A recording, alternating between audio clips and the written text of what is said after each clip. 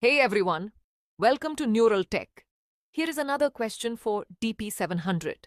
You have a fabric warehouse named DW1 that loads data by using a data pipeline named Pipeline 1. Pipeline 1 uses a copy data activity with a dynamic SQL source. Pipeline 1 is scheduled to run every 15 minutes. Now here's the problem. You discover that Pipeline 1 keeps failing and you need to identify which SQL query was executed when the pipeline failed. So the question is, what should you do? Let's look at the options. Option A, from Monitoring Hub, select the latest failed run of Pipeline 1 and then view the output JSON.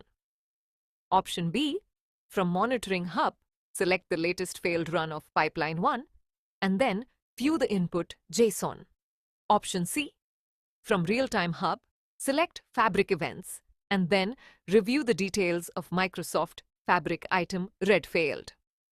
Option D, from Real-Time Hub, select Fabric Events and then review the details of Microsoft Fabric Item Update Failed.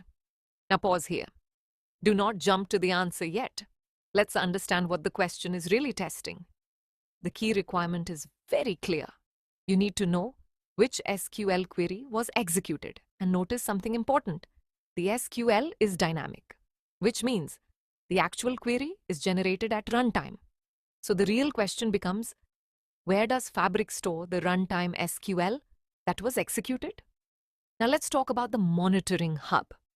The Monitoring Hub is used for pipeline execution history. It shows you what ran, how it ran, and why it failed. This includes activity level details, inputs, and outputs. Now compare that with the Real-Time Hub. The Real-Time Hub is used for streaming events and system-level telemetry. It tells you that something failed, but not the exact SQL that was executed. So we can safely eliminate option C and option D.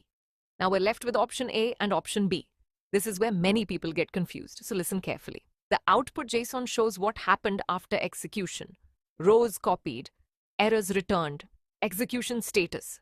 But the input JSON shows what was sent into the activity. That includes parameters, expressions, and the resolved dynamic SQL query.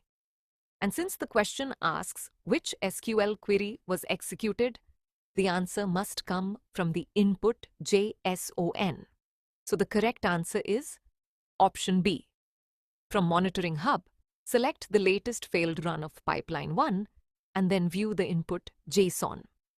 This is the only place where you can see the exact SQL query that ran when the pipeline failed. Before we close, here's an exam tip you should always remember. If a DP-700 question asks what was executed, check the input JSON. That's it for this question. I'll see you in the next one.